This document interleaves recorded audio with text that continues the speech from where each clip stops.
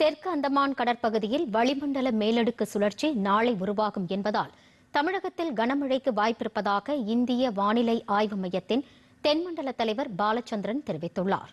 சென்னையில் இன்று செய்தியாளர்களிடம் பேசிய அவர், வடகிழக்கு பருவமழை அக்டோபர் 1ஆம் தேதி முதல் இன்று வரை 54 சென்டிமீட்டர் பெய்திருப்பதாக குறிப்பிட்டார்.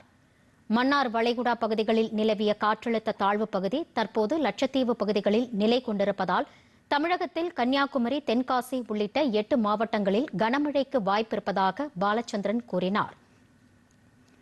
தெற்கு அந்தமான் கடற்பகுதியில் வளிமண்டலம் மேலடுக்கு சுழற்சி நாளை உருவாகும் என்றும், இதனால் வரும் 17 மற்றும் 18ஆம் தேதிகளில் கனமழைக்கு வாய்ப்பிருப்பதாகவும் அவர் தெரிவித்தார். கன்னியாகுமரி, தூத்துக்குடி, தென்காசி ஆகிய மாவட்டங்களில் ஓரிரு இடங்களில் கனமுதல் மிக கனமழைக்கும், நெல்லை மாவட்டத்தில் ஓரிரு இடங்களில் அதி கனமழைக்கும், ஏனைய தென் தமிழக உள் மாவட்டங்களில் ஓரிரு இடங்களில் கனமழைக்கும் பெய்யக்கூடும். நாளை தெற்கு அந்தமான் கடல் பகுதியில் வளிமண்டல மேலடுக்கு சுழற்சி உருவாகும். அதனைத் தொடர்ந்து வருகின்ற 48 மணி நேரத்தில் காற்றழுத்த தாழ்வு பகுதியாக உருவாகி இது மேற்கு வடமேற்கு திசையில் நகர்ந்து தமிழக கடற்கரையின் பகுதிகளை நோக்கி நகரக்கூடும்.